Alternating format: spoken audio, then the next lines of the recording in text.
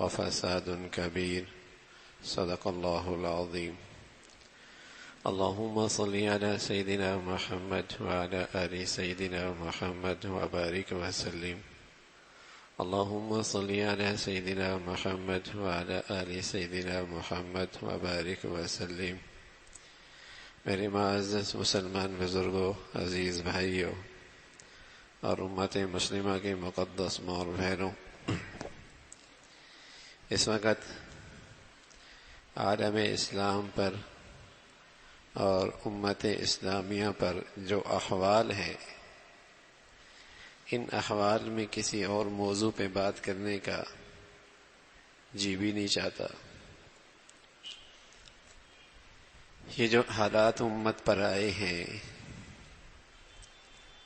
اللہ کے نبی صلی اللہ علیہ وسلم نے اس کی ایک وجہ بتائی۔ حضرت ثوبان ہے رضی اللہ تعالیٰ عنہ، کہنے لگے یا رسول اللہ، آپ علیہ الصلاۃ والسلام کی روایت نقل فرماتے ہیں کہ اللہ کے نبی صلی اللہ علیہ وسلم نے فرمایا کہ ایک وقت مسلمانوں پر ایسا آئے گا کہ وہ مسلمانوں کے خلاف ایک دوسرے کو ایسے بلائیں گے جیسے دسترخوان پر کھانے کے لیے بلایا جاتا۔ ایک وقت ایسا آئے گا کہ کفار، اسلام دشمن قوتیں مسلمانوں کے خلاف ایک دوسرے کو ایسا اکٹھا کریں گی اور ایسے اکٹھے ہو کے ان پہ حملہ آور ہوں گی جیسے دسترخوان پر دعوت کے لیے لوگوں کو بلایا جاتا ہے۔ حضرات صحابہ رضوان اللہ اجمعین جس مبارک ماحول سے گزر رہے تھے، انہیں یقین نہیں آیا، لیکن نبی کی بات پر ایمان لے آئے، سوال کر ڈالا، کہنے لگے یا رسول اللہ وَمِن قِلَّةٍ نَحْنُ يَوْمَئِذٍ، کیا اس وقت ہماری تعداد تھوڑی ہوگی؟ بہت تھوڑی ہوگی، بہت ہی تھوڑی ہوگی، اس لیے کہ ابھی تو ہم 313 تھے اور مقابلے پہ ایک مسلح فوج تھی، اور کیسی رسوا ہو کر گئی ہے۔ کیا اس وقت 313 بھی نہیں ہوں گے؟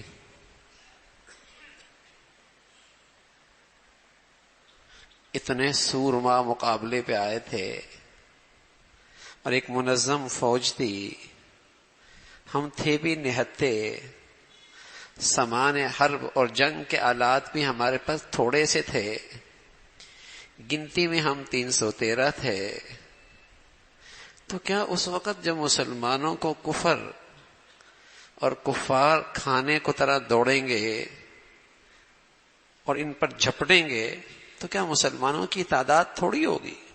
وَمِن قِلَّةٍ نَحْنُ يَوْمَئِذٍ، کیا مسلمانوں کی تعداد تھوڑی ہوگی؟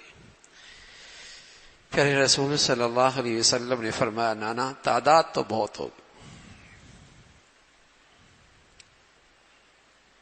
تعداد تو بہت ہوگی، لیکن انتم کغثاء السیل، لیکن تمہاری حیثیت ایسی ہوگی جیسے سیلاب کے اوپر آنے والے تنکے۔ ان تنکوں کا تو اپنا کوئی وزن نہیں ہوتا، وہ تو سیلاب کے بہاؤ میں بہتے چلے جاتے ہیں نا۔ تعداد تو تمہاری بہت ہوگی لیکن تمہارا وزن کوئی نہیں ہوگا، تمہاری کوئی اپنی حیثیت نہیں ہوگی۔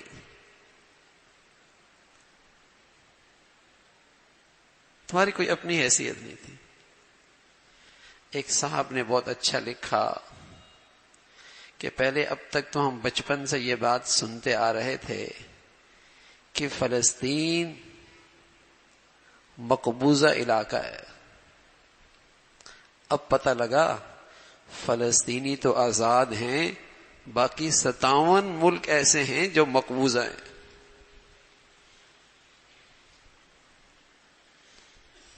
وہ تو آزاد، اب پتہ لگا۔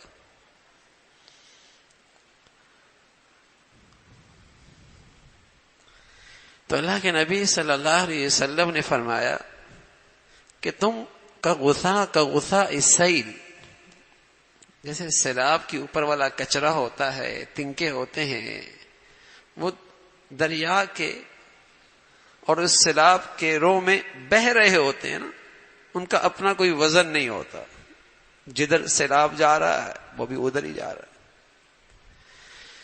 پھر اللہ کے نبی صلی اللہ علیہ وسلم نے فرمایا کہ تمہارے دشمن کے دلوں میں تمہارا رعب نہیں رہے گا اور تمہارے دلوں میں وہن پیدا ہو جائے گا۔ وَلَيَقْذِفَنَّ اللَّهُ فِي قُلُوبِكُمُ الْوَهْنَ، تمہارے دلوں میں وہن پیدا ہو جائے گا کہ یا رسول اللہ یہ مل وہن، یہ وہن کیا چیز ہوتی ہے،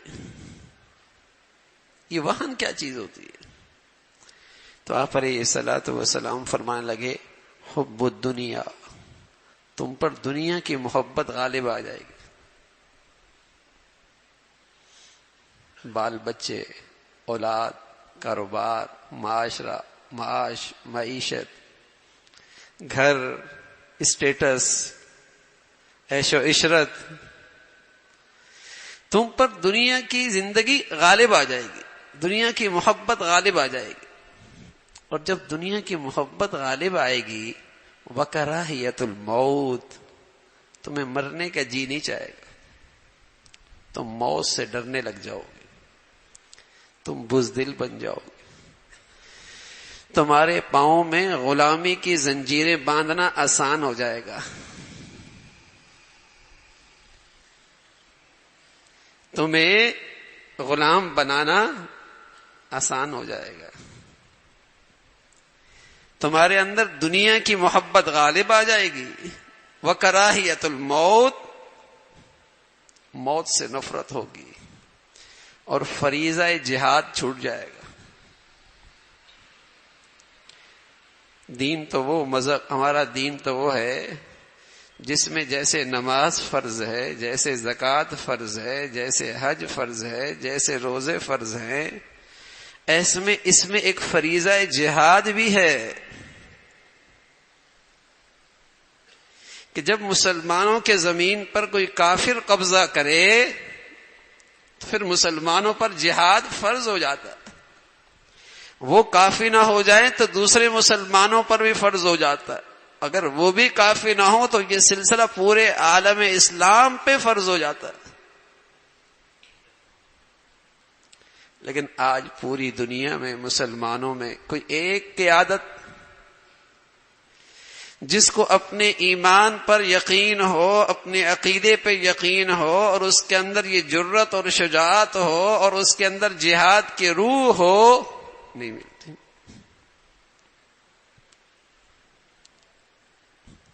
نتیجہ یہ ہے کفر اکٹھا ہے اور مسلمان آج بے سہارا ہے۔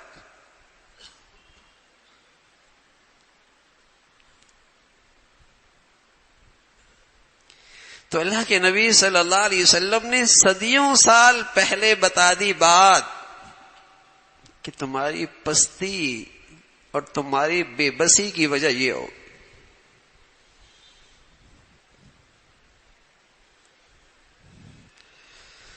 ورنہ کہاں صلاح الدین ایوبی رحمت اللہ علیہ، سبحان اللہ، مصر کے سربراہ تھے، نور الدین زنگی رحمت اللہ علیہ کی طرف سے مصر کے ذمہ دار تھے، وہ بھی تو مسلمان تھے، اور وہ بیت المقدس مسلمانوں کے لیے مقدس جگہ تھی، اس نے آزاد کی تھی۔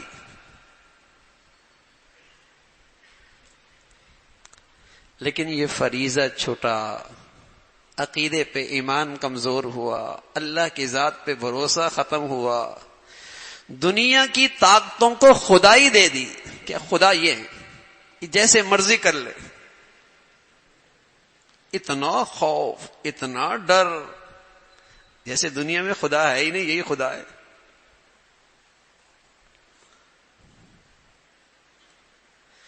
انما ذلکم الشیطان یخوف اولیاءہ فلا تخافوہم وخافون ان کنتم مؤمنین۔ اللہ کریم کہہ رہے ہیں شیطانی طاقتیں اپنی شیطانی طاقتوں کی طاقت سے تمہیں ڈرائیں گی.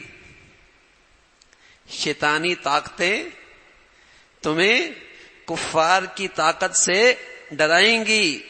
فلا تخافوہم، ایمان والا تم ان سے نہ ڈرنا. وخافونی، مجھ سے ڈرنا.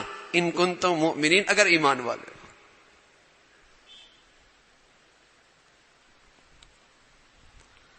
طاقت کا محور اور مرکز تو اللہ کی ذات ہے.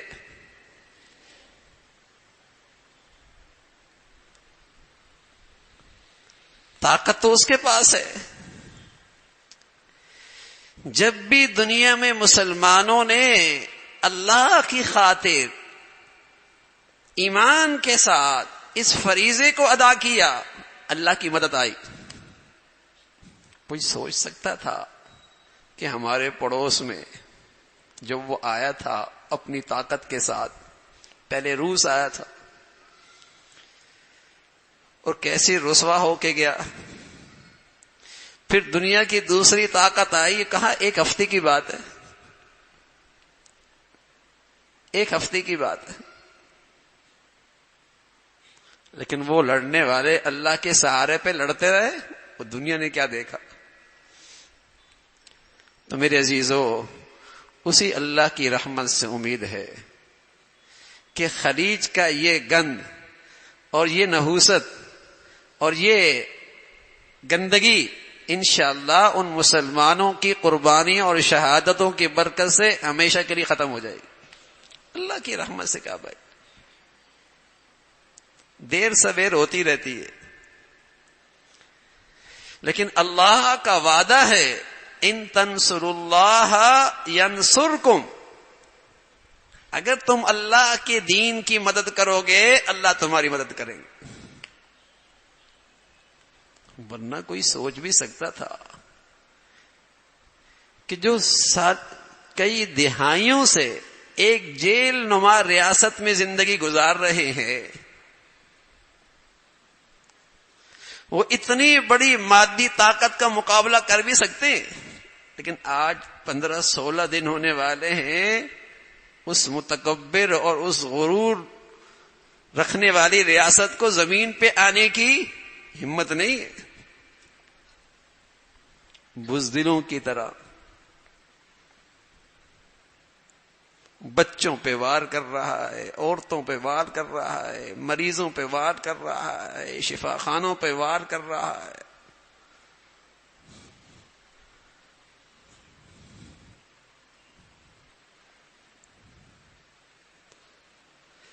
تو میرے عزیزو، یہ جو اس وقت حالات ہیں یہ وہی حالات ہیں، اور ان حالات کی وجہ کہ آج جو اتنی بڑی مسلمانوں کے پاس طاقت ہے، جس کے پاس اتنی سلطنتیں، اتنا وسائل، اتنی عسکری طاقتیں، اتنی مادی وسائل اور ایسی زبردست خطے جو اللہ نے انہیں دیے ہیں. الجزائر سے لے کر انڈونیشیا تک ایک زنجیر بنی ہوئی ہے. سمندر، دریا، زمین کے خزانے، افرادی طاقت، لیکن کیا نہیں ہے؟ جذبہ نہیں، ایمان نہیں، اللہ تعالی سے ملاقات کا شوق نہیں ہے. یہ ساری چیزیں بے اثر ہو گئی، یہ ساری چیزیں بے اثر ہو گئی. اور نہتے مسلمان اللہ کا یہ فریضہ لے کر کھڑے ہوتے ہیں، اللہ اپنی قدرت دکھا دیتا ہے، اللہ تعالیٰ اپنی مدد دکھاتے.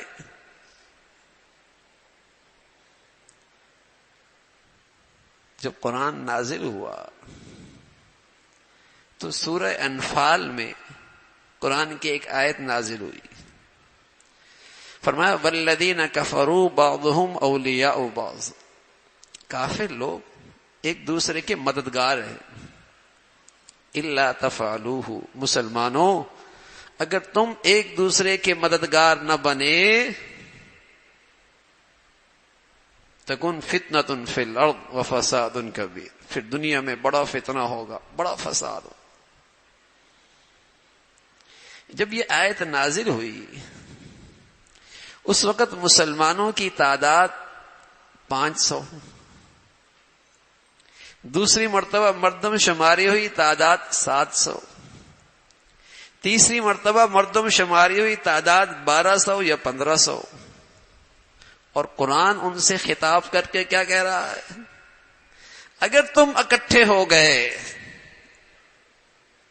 اور تمہاری وحدت ایمانی ہو گئی اور اسلام کی بنیاد پر تم ایک ہو گئے تو تم نے دنیا میں فساد کا راستہ بند کر دیا،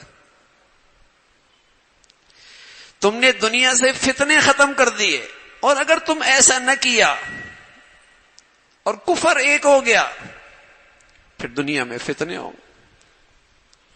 اور ایک بہت بڑا فتنہ یہ ہوتا ہے پھر کہ کفر کا غلبہ ہوتا ہے۔ جب دنیا میں کفر غالب آتا ہے اور یہ فتنہ دنیا میں ہوتا ہے تو مسلمانوں کی اولادیں بھی مرتد ہو جاتی،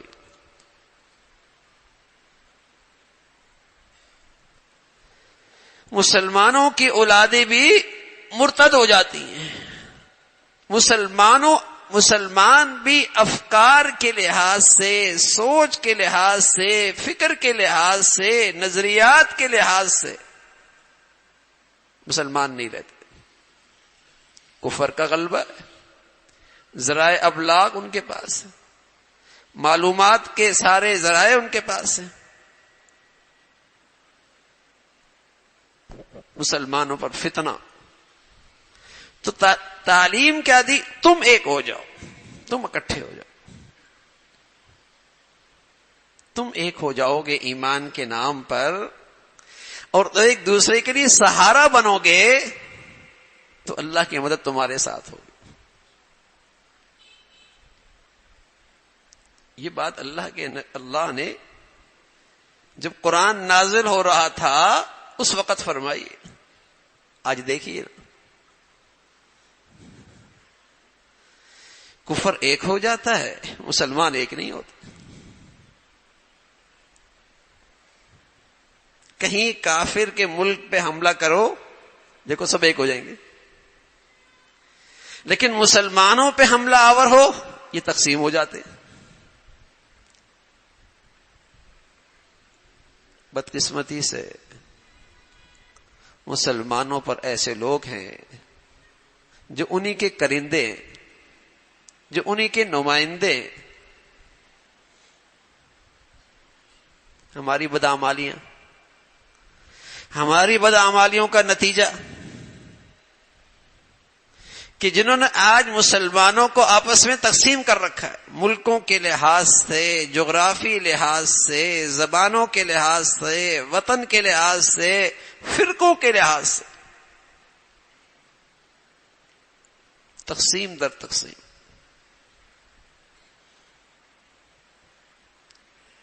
اور دشمن کی سازش چل رہی ہے۔ اگر کوئی یہ سمجھتا ہے کہ اس سے ہمارا کیا سروکار، وہ ان کا معاملہ ہے۔ تو میرے عزیزو، بات یہ ہے کہ بیت المقدس اور بیت المقدس تو ہمارا بھی قبلہ ہے، تیسرا بڑا حرم ہے، تیسرا بڑا حرم نبیوں کا مسکن ہے۔ پیارے نبی نے نبیوں کو امامت وہاں فرمائی، بے شمار نبیوں کی پیدائش وہاں ہوئی ہے۔ مسلمانوں کا پہلا قبلہ وہی رہا ہے۔ آج بھی تیسرے نمبر پہ جہاں نماز پڑھنے کی سب سے زیادہ فضیلت ہے وہ وہیں ہے۔ اس مقدس جگہ کی تحفظ، حفاظت، تقدس برقرار رکھنا یہ تو ہر مسلمان کی ذمہ داری تھی۔ وہ تو بہادر ماؤں کی اولاد ہیں، بلکہ وہاں کی تو مائیں بھی بڑی بہادر ہیں، بلکہ وہاں تو وہاں کے بچے بھی بڑے بہادر ہیں۔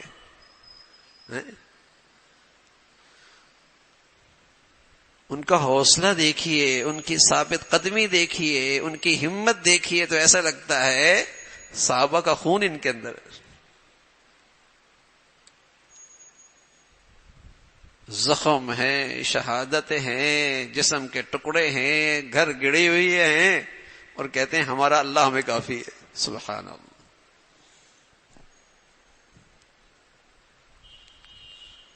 کہتے ہیں اللہ ہمیں کافی ہے، اور شکوے نہیں، شکایت نہیں، ان کے تو کلمات یہ ہیں کہ اللہ رب العزت نے ہمیں اس عظیم کام کے لیے چن لیا، تو یہ کہتے ہیں ہمیں اس بڑی قربانی کے لیے ہمارا انتخاب فرمایا اللہ نے۔ ان کے تو جذبات ہی ہے۔ حوصلہ دیکھیں، ایمان دیکھیں، اور یہ بات اللہ نے بھی فرمائی ہے۔ فرمایا جب ایمان ہوتا ہے اور باطل کی طرف سے قوت اور طاقت مقابلے پہ آتی ہے تو ایمان والوں کا ایمان اور بڑھ جاتا ہے۔ وزادہم ایمانا، ایمان اور بڑھ جاتا ہے۔ ان کی اس وقت کیفیت یہی ہے۔ آج اس بچی کا میں پڑھ رہا تھا، وہ کہنے لگی کسی کو کیا پتا کہ یہاں کی زمین پر اللہ کے فرشتوں کے آنے کی وجہ سے ہمارے دلوں میں کتنا سکون ہے۔ اس زمین پر، اس شہداء کے لاشوں پر اور یہاں کے زخمیوں پر اللہ کے فرشتوں کے آنے کی وجہ سے ہمارے دلوں میں کتنا سکون ہے، اور اس فضا میں ہمیں کتنا اطمینان ہے۔ دنیا کو کیا پتا۔ یہ ساری وہ باتیں ہیں جس کا تذکرہ اللہ نے قرآن میں فرمایا کہ جب تم اللہ کے راستے میں رہو گے تو اللہ کی مدد تمہارے ساتھ ہو، اللہ کے فرشتے تمہارے ساتھ ہوں۔ وما رمیت اذ رمیت ولکن اللہ رما، تم نے نہیں مارا بلکہ اللہ نے مارا۔ ہاتھ تمہارے چلے ہیں لیکن حقیقت میں اللہ نے مارا ہے۔ وہ اللہ کی مدد اور نصرت آنکھوں سے دیکھتے ہیں، ورنہ تو اس کیفیت کے اندر بھاگ جاتے نا، اور بھاگنے کے راستے بھی ان کے پاس موجود ہیں۔ دشمن کہتا بھی ہے کہ یہاں سے بھاگ جاؤ، مواقع بھی دے رہے ہیں، لیکن کیا چیز ہے وہ ایمان ہے۔ وہ اللہ کے اس فریضے پہ کھڑے ہیں تو اللہ کی مدد اور نصرت آنکھوں سے دیکھ رہے ہیں۔ ورنہ آج کے مادی دنیا کے لحاظ سے کوئی آدمی سوچ سکتا ہے کہ اتنی بڑی طاقتوں سے ایسے نہتے مسلمان مقابلے پہ آ جائے اور ہمت اور حوصلے کے ساتھ کئی دنوں سے کھڑے؟ دنیا نے پانی روک دیا، کھانا روک دیا، ہر چیز روک دی، ہاں، لیکن ان کی ہمت اور حوصلے میں کمی نہیں آئی۔ یہ سوائے ایمان کے اور کیا ہو سکتا ہے؟ اور ان کی قربانیوں کی برکت سے ہمیں اللہ کی رحمت سے بہت یقین ہے کہ انشاءاللہ یہ ناسور ہمیشہ کے لیے ختم ہو جائے گا۔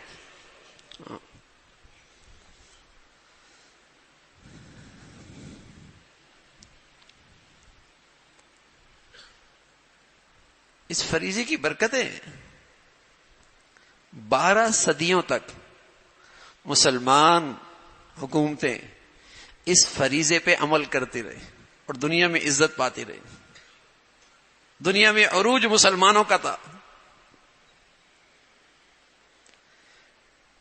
اس کے بعد مسلمانوں نے قومی سطح پہ اس فریضے کو نظر انداز کیا تو آج اتنے ممالک ہیں، اتنے خزانے ہیں، اتنے وسائل ہیں، اتنی طاقتیں ہیں، لیکن حب الدنیا و کراہیت الموت، دنیا غالب آ چکی ہے، اللہ سے ملاقات کا شوق ختم ہو گیا۔ یہ فریضہ ہی بھول گئے کہ اسلام کا یہ بھی کوئی فریضہ ہے، اور دشمن مسلمانوں کے اسی فریضے سے ڈرتا ہے۔ نماز سے نہیں ڈرتا، نماز تو ان کی جیلوں میں بھی پڑھ سکتے ہیں آپ، ان کے قید خانوں کے اندر بھی نماز پڑھ سکتے ہیں، اسی فریضے سے ڈرتا ہے وہ۔ اسی ایمان سے ڈرتا ہے. اس لیے باطل کی محنت ہوتی ہے کہ تمام وہ سرچشمے اور تمام وہ مراکز جہاں سے ایمان کی غذا ملے، ایمان کی طاقت جہاں سے ملے، جن شخصیات سے ملے، جن اداروں سے ملے، جن مراکز سے ملے، یا تو انہیں نشانہ بنا لو یا انہیں معاشرے میں بے اثر کر دو.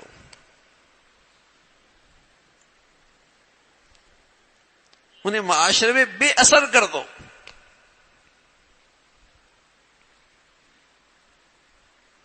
ان کو ختم کر دو یا ان کو بے اثر کر دو. ظاہر ہے جب ایمان ہی نہیں رہے گا جس پر اللہ کا وعدہ ہے وَلَا تَهِنُوا وَلَا تَحْزَنُوا، غم نہ کرو، ہمت نہ ہارو، وَأَنْتُمُ الْأَعْلَوْنَ، غالب تم ہی رہو گے، إِن كُنتُم مُؤْمِنِينَ، اگر تم ایمان والے ہو.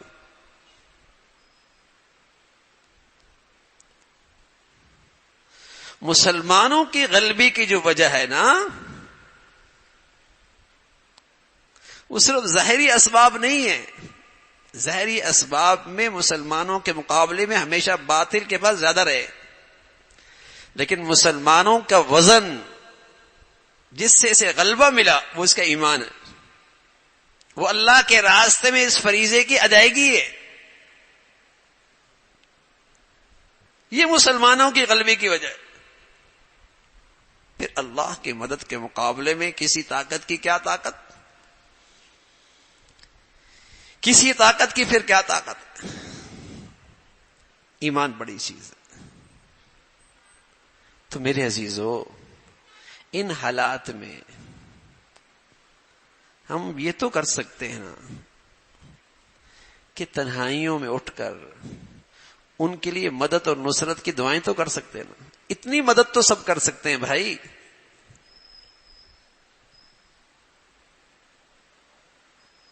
اور ساتھ ساتھ ہر وقت چلتے پھرتے حسبی اللہ ونعم الوکیل، حسبی اللہ ونعم الوکیل، ہمارا اللہ ہمیں کافی ہے اور وہ بہترین کارساز. حسبی اللہ ونعم الوکیل، وہ اللہ ہمارا بہترین کارساز ہے.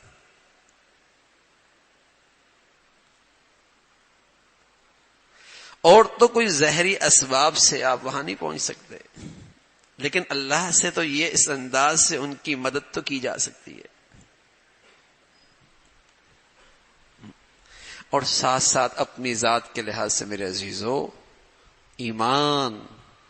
ایمان کی زندگی، اس پر اپنی زندگیاں اور اپنے بچوں کی تربیت کرو تاکہ ان کے اندر ایمان کے فرائض زندہ رہیں، ایمانی صفات زندہ رہیں. وہ مائیں بھی تو مسلمان ہی ہے نا، وہ بھی بچے بھی تو مسلمان ہی ہیں. تو جو جذبات ان کے ہیں اللہ کے گھر کے لیے، مسجد اقصی کے لیے، بیت المقدس کے لیے، تو وہ جذبات، وہ ایمان ہمارا بھی ہو.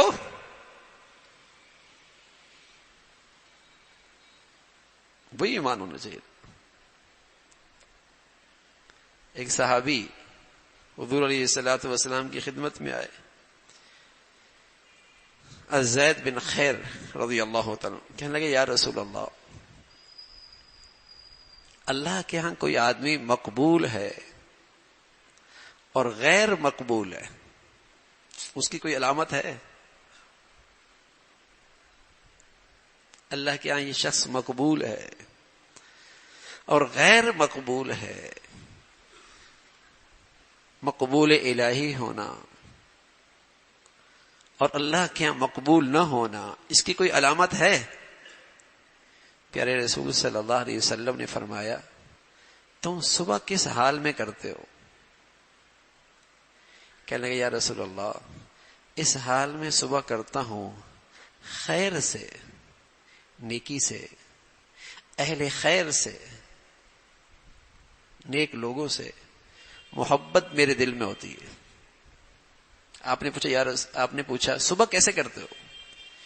کہ یا رسول اللہ جب صبح کرتا ہوں تو خیر سے اور اہل خیر سے محبت میرے دل میں ہوتی، نیکی سے اور نیک لوگوں سے محبت میرے دل میں ہوتی،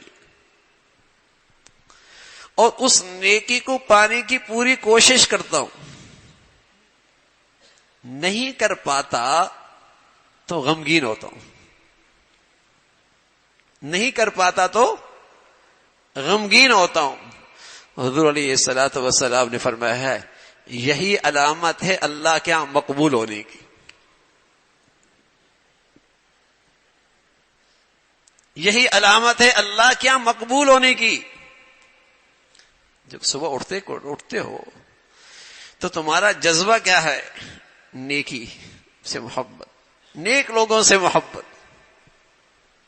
خیر سے محبت، اہل خیر سے محبت. اور میرے بس میں ہو تو میں اسے پالوں، میری طاقت میں ہو تو میں اسے کر لوں. میری طاقت میں نہیں، بس میں نہیں تو غمگین ہوتا ہوں. کاش کہ یہ سعادت مجھے بھی ملتی، کاش کہ یہ سعادت مجھے بھی ملتی. حضور علیہ الصلوۃ والسلام نے فرمایا یہی اللہ کے ہاں مقبول ہونے کی علامت ہے. تو میرے عزیزو، نیکی سے محبت ہونا، نیک لوگوں سے محبت ہو. جو دنیا میں آج نیکی پہ کھڑے ہیں ان سے دل میں محبت ہو نا. اگر میں اس درجے کی نیکی نہیں کر سکتا تو منت ہو کاش کہ یہ نیکی میں بھی کر لیتا.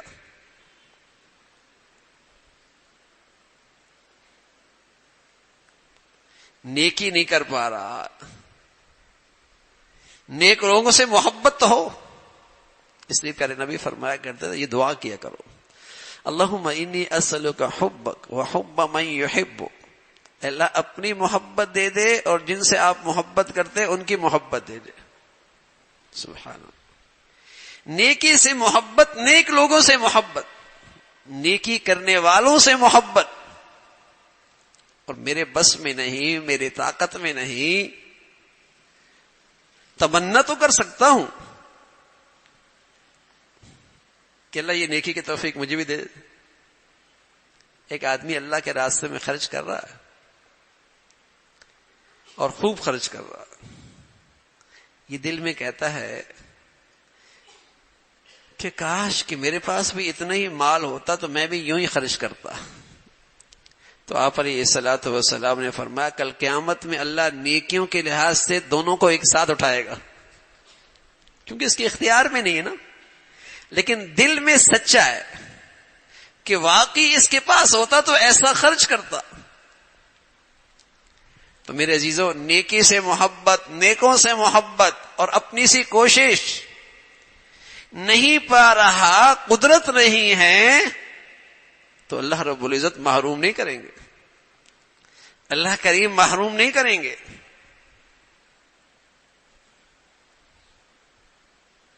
تو دعائیں تو کر سکتے ہیں، اور یہ بھی دعائیں کریں اللہ ان قربانیوں کی برکت سے مسلمانوں کو ایک کر دے. ہاں، مسلمان ایک دوسرے کے لیے دستے بازو بن جائیں، مسلمانوں میں اسلامی وحدت اکٹھی ایک قائم ہو جائے. یہ بھی اس امت پر اللہ کا بڑا انعام ہوگا، بڑا انعام. ہمارے بزرگ شیخ الاسلام صاحب دامت برکاتہم فرمانے لگے ان کی قربانیوں سے یہ تو ہو گیا، یہ نتیجہ تو اللہ نے اس امت کو دے دیا کہ جو ایک بڑا وسیع نظریہ رکھتے تھے اسرائیل کو پھیلانے کا، وہ منصوبہ تو چکنا چور ہو گیا. کیونکہ ان کا نظریہ تو یہ تھا، ان کی جو مقدس کتابوں میں ہے یہ بات کہ پوری دنیا کے حکمرانوں پر حکومت کرنی اور حجاز مقدس تک جانا، حرمین شریف تک دن جانا. ان کا تو نظریہ ہے کہ ہمیں مدینہ سے نکالا گیا، مدینہ ہمارا شہر ہے.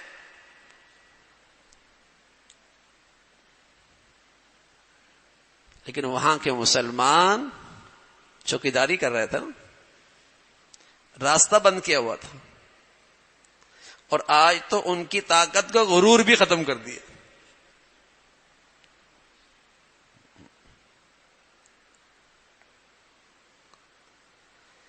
تو میرے عزیزو، ان کے لیے دعائیں ہوں، ہاں دعائیں ہوں، اور یہ ہر وقت چلتے پھرتے یہ پڑھتا رہیں، حسبی اللہ ونعم الوکیل، حسبی اللہ ونعم الوکیل، حسبی اللہ ونعم الوکیل.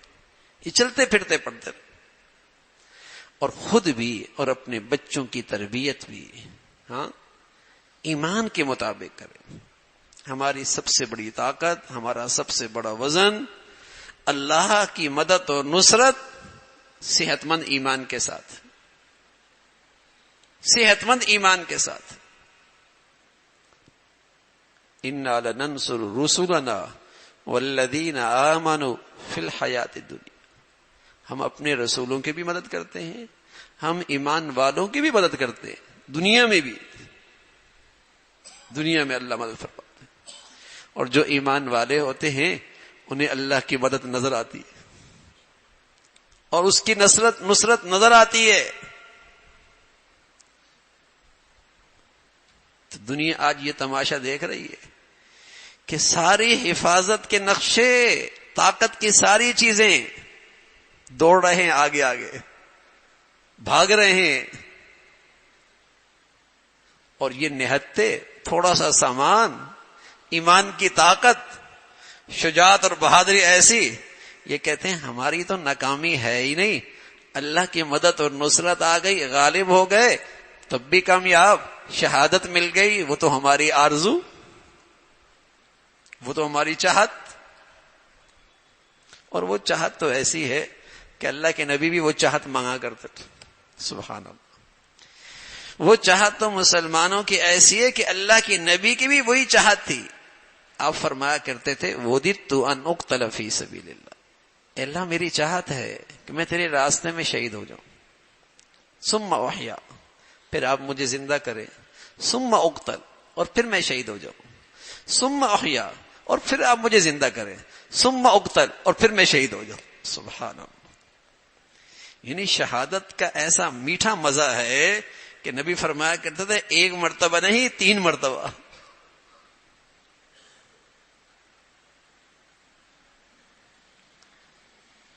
زبردست دین ہے ہمارا میرے عزیزو، جس میں بزدلی نہیں ہے، جس میں شجاعت ہے، جس میں حوصلہ ہے، جس میں مسلمانوں کے لیے غلامی نہیں ہے، ایمان والوں کے لیے غلبے کا اعلان ہے. لیکن آج جو ہم غلامی کی زنجیروں میں جکڑی ہوئی ہیں، وہ ہماری اپنی نادانی ہے، اپنی حماقتیں ہیں. یہ سب ایمان سے دوری کا نتیجہ ہے، یہ اس کی وجہ سے. ورنہ ہمارا دین تو دنیا میں غالب ہونے کے لیے آیا ہے. اللہ کے نبی صلی اللہ علیہ وسلم دنیا میں تشریف لائے اور اعلان فرمایا هو الذی ارسل رسولہ بالہدی ودین الحق لیظہرہ علی الدین کلہ. اللہ نے مجھے ایسے دین کے ساتھ بھیجا ہے جو دنیا بھر پہ غالب آ جائے. ولو کرہ المشرکون، اگرچہ یہ بات مشرکوں کو ناگوار گزرے. ولو کرہ الکافرون، اگرچہ کافروں کو یہ بات ناگوار گزرے، لیکن اللہ نے ہمیں دین ایسے ہی دیا. اس دین کے ساتھ اللہ کی مدد ہے. تو میرے عزیزو، ہمارے پاس تو اللہ کا کلام ہے، قرآن مجید ہے، اور بڑے حالات بتاتا ہے، بڑی رہنمائی کرتا ہے. جب احزاب کا موقع تھا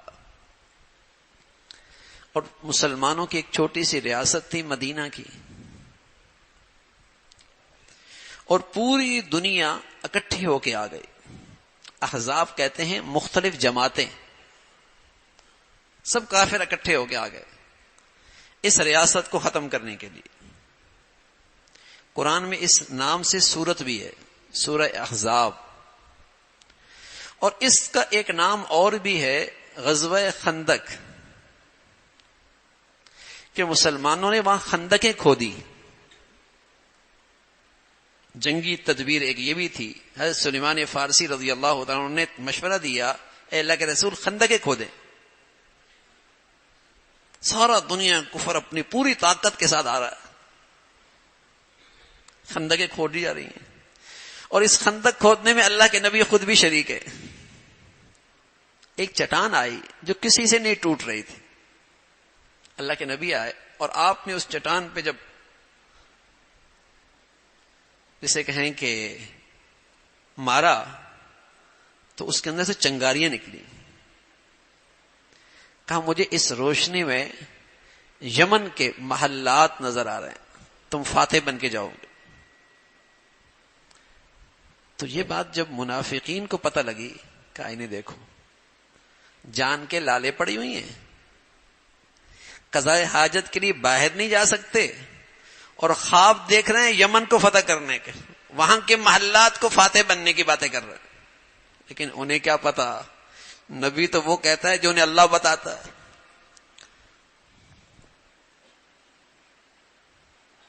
کفر آ گیا طاقت کے ساتھ.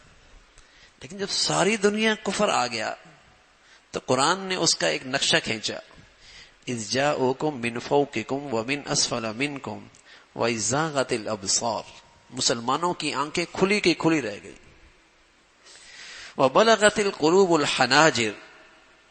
کلیجہ منہ کو آنے لگا, ایسی حالت ہو گئی. وَتَظُنُّونَ بِاللَّهِ الظُّنُونَ. تم اللہ کے بارے میں عجیب عجیب خیال کرنے لگے, کب آئے گی اللہ کی مدد, کب ہوگا. اللہ کریم کہہ رہے ہیں هُنَالِكَ ابْتُلِيَ الْمُؤْمِنُونَ وَزُلْزِلُوا زِلْزَالًا شَدِيدًا.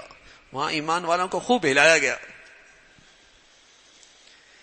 ہاں بھائی, جب سارے مدد کے نقشے ختم ہو جاتے ہیں تو پھر اللہ کی مدد آتی ہے. خوب ہلایا گیا. وَزُلْزِلُوا زِلْزَالًا شَدِيدًا. اچھا, جب مسلمانوں پہ اس قسم کے حالات آتے ہیں نا تو منافق بلوں سے نکلتے ہیں مینڈکوں کی طرح, تبصرے کرتے ہیں, تجزیے کرتے ہیں. وہاں بھی ایسا ہی ہوا. کہنے لگے کس نے کہا تھا اتنی بڑی طاقت کو چیلنج کرنے کا,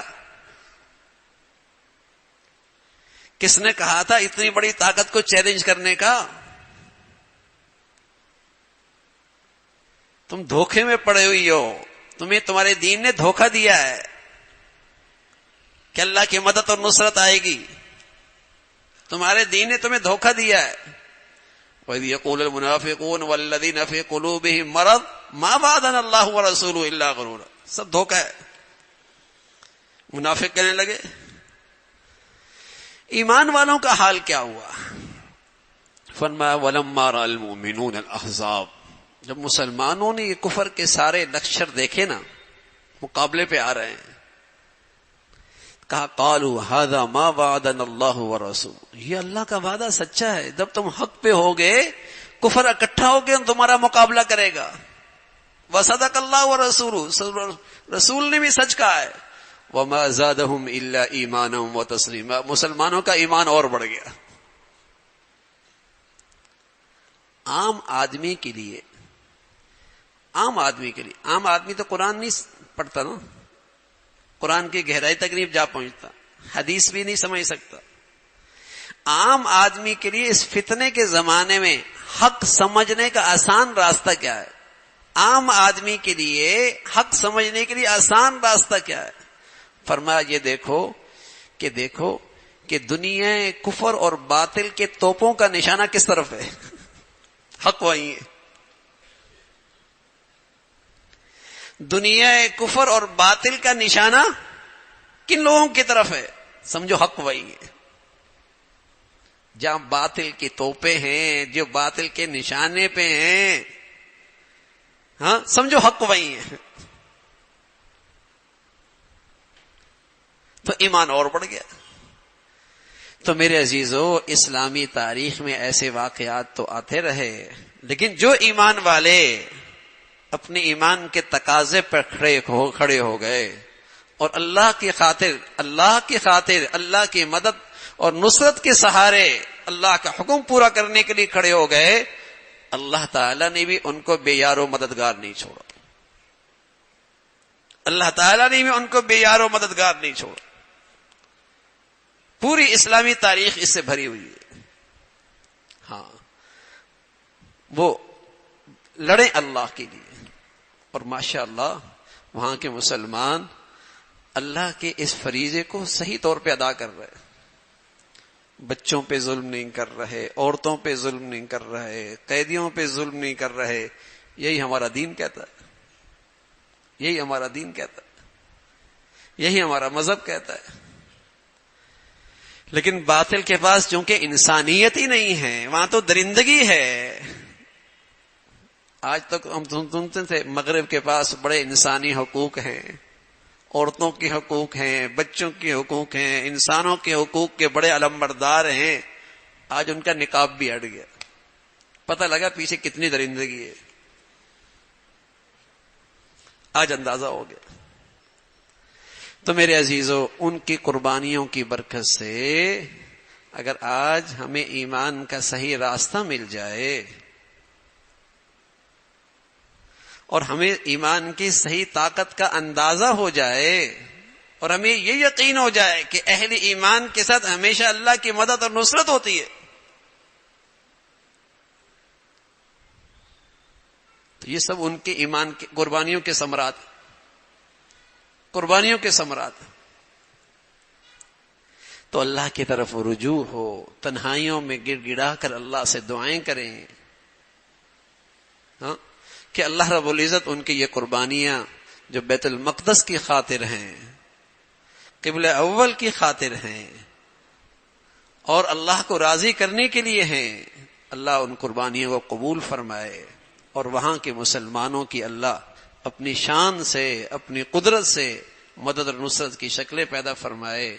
اور ہم اس آزمائش کے گھڑی میں اپنی زندگیوں کو گناہوں سے پاک کر کے، اپنے گھروں کو گناہوں سے پاک کر کے، اپنی تقریبات کو گناہوں سے پاک کر کے ہر وقت اللہ کی طرف رجوع کریں، ہر وقت اللہ کی طرف رجوع کریں.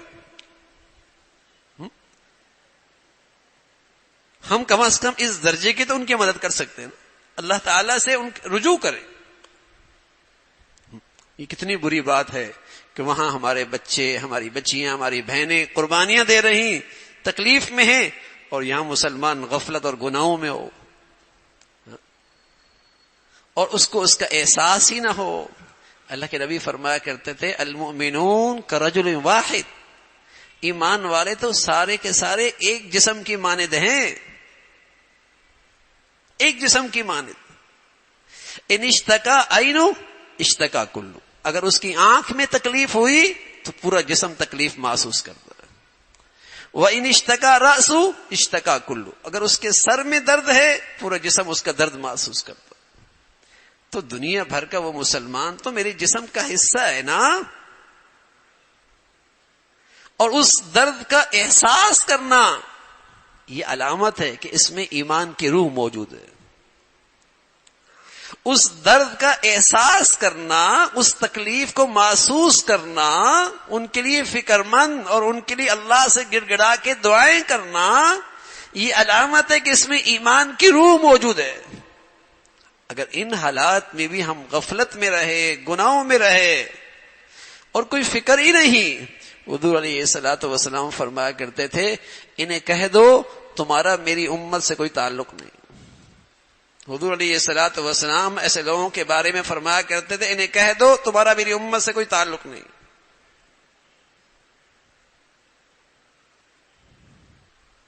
تو یہ تو میرے عزیزو کم از کم درجہ ہے. اس درجے پر تو ہم آئیں اور ان کے لیے دعائیں اور ان کے لیے اللہ کے سامنے گڑ گڑانا اور اپنی زندگی کو غفلت سے دور کرنا، غفلت سے دور کرنا. اللہ رب العزت ہم سب کو بھائی اس کی توفیق نصیب فرمائے. وآخر دعوانا الحمد للہ رب العالمین. اللهم لك الحمد كله ولك الشكر كله، اللهم لك الحمد كله ولك الشكر كله. سبحان الله وبحمده سبحان الله العظيم، عدد خلقه ورضا نفسه وزنة عرشه ومداد كلماته. اللهم لا نحصي ثناء عليك أنت كما أثنيت على نفسك. اللهم أعنا على ذكرك وشكرك وحسن عبادتك.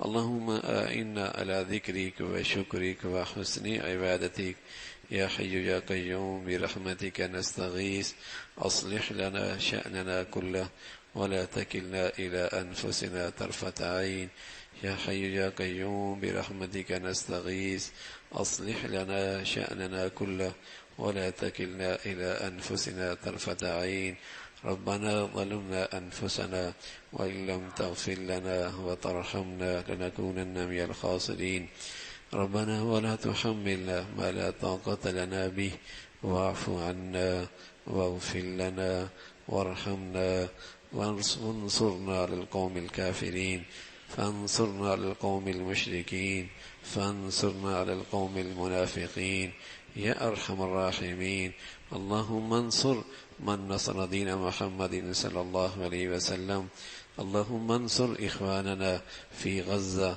وفي فلسطين اللهم انصر إخواننا في فلسطين یا ارحم الراحمین ہماری بھائیوں کی مدد فرما نصرت فرما وہاں کے بچوں کی بچیوں کی بہنوں کی بھائیوں کی اپنی قدرت سے اپنے شائن شان اے مولا حفاظت کی شکلیں پیدا فرما ان کی ضرورتیں پورا کرنے کی شکلیں پیدا فرما ان کے لیے عافیت کی شکلیں پیدا فرما اپنے راستے میں ان کی مدد اور نصرت فرما انہیں کامیابی نصیب فرما ان کے مد مقابل جو درندہ اور جو دشمن اور ظالم ہیں اے اللہ تو ان کی اپنی قدرت سے پکڑ فرما اے اللہ ان کی طاقت کو نیست و نابود فرما اے اللہ ان کی طاقت کو پاش پاش فرما اے اللہ ان کی اجتماعیت کو ختم فرما اے اللہ ان کے دلوں میں رعب پیدا فرما اے مولا ان کے دلوں میں رعب پیدا فرما اے مولا کریم اپنے فضل سے اپنی قدرت سے